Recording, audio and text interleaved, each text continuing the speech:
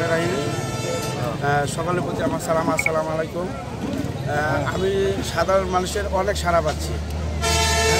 আসলে তারাও চাচ্ছে যে আসলে একজন সাধারণ মানুষ এই আমাদের তেঁতুলিয়া উপজেলা নির্বাচনে একজন চেয়ারম্যান হোক। আমি যেদিকে যাই অনেক মানুষের সমাগম। এই জায়গায় আমি আসছি দেখেন 2 মিনিট, অনেক মানুষের দেখেন আগমন। আমি যেদিকে যাব গ্রামগঞ্জে হাটে বাজারে আমি সারাক্ষণই মানুষের দাঁড়ে দাঁড়ে যাচ্ছি। না, আল্লাহর রহমতে অনেক ভালোবাসি। যদি সুষ্ঠু ভোট হয় ইনশাআল্লাহ আমি বিজয় হব। আসলে টাকা দিয়ে ভোট হয় না, মানুষ ভালোবাসার মাধ্যমে ভোট দিবে, টাকা দিয়ে কোনো ভোট হবে না।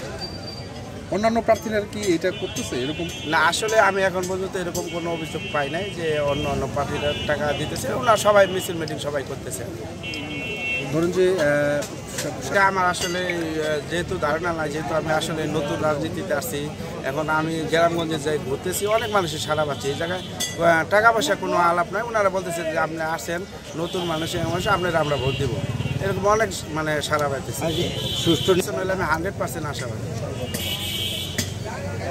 আপনি আমি চেয়ারম্যান হলে গরিব যারা আছে সমাজে, তারা আসলে আমাদের সমাজে 70-80% হচ্ছে গরিব মানুষ, সাধারণ জনগণ। এদেরকে সাথে নিয়ে আমি আসলে তেঁতুলিয়া উপজেলা নতুনভাবে সুন্দরভাবে স্মার্টভাবে গড়ে তুলব। আসলে ভোটাররা যেভাবে সাড়া দিচ্ছে তা হিসাবে সময় কম না, ঠিক আছে।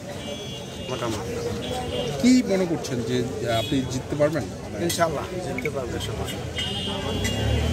ভোটের কারচুপির ব্যাপারটা বলছিলেন। এখন ভোট যদি সুষ্ঠু হয়, আমি 100% আশাবাদী।